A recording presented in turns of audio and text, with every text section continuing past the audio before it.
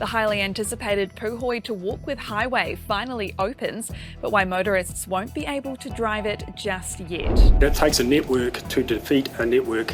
How police and customs officials took down a plot to smuggle meth in maple syrup bottles. And the scary R word is here, but could the recession mean good news for the housing market? Te Marie, I'm Shuri Kinnear, and these are the latest New Zealand Herald headlines. The Puhoi to Warkworth motorway will be officially opening this morning, but people won't be able to drive on it just yet. Prime Minister Chris Hipkins and Associate Transport Minister Kitty Allen will open the project, which has cost more than $800 million. It'll be a few more days before it's able to be driven on and will likely open on an early morning to avoid heavy traffic. It was initially due to open last summer, then at Queen's birthday weekend last year, but the impact of COVID pushed out the opening date by a further 12 months. It's set to chop about 11 minutes off the drive north and provide motorists a safer journey to the windy and mostly single-lane road it replaces. Canadian, Australian and New Zealand authorities have worked together to stop about 7 tonnes of meth from hitting the streets. About 713 kilograms was destined for our shores, concealed in a shipment of maple syrup bottles from Canada. It was stopped at the border in January. The haul equates to years' worth of the drug at a value of $250 million.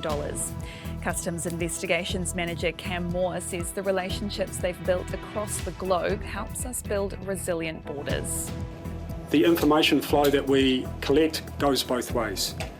And the information that we've collected along with New Zealand Police has assisted our partner agencies offshore to intercept the methamphetamine as well. Motuwai's reopening to the public after Cyclone Gabrielle, but it's expected to bring mixed emotion.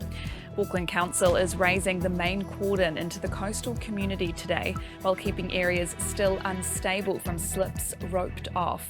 Locals at a public meeting at the Motuwai Surf Club last evening told council leaders it's too unsafe to let people through and expressed anxiety for the security of uninhabited red-stickered homes. But the reopening is hoped to help those local businesses still hurting. A prediction the technical recession won't have a huge effect on the housing market. Latest figures from Stats NZ show GDP fell 0.1% in the March quarter, bringing New Zealand into a technical recession. CoreLogic chief property economist Calvin Davidson says prices have probably hit a floor and will start going up again.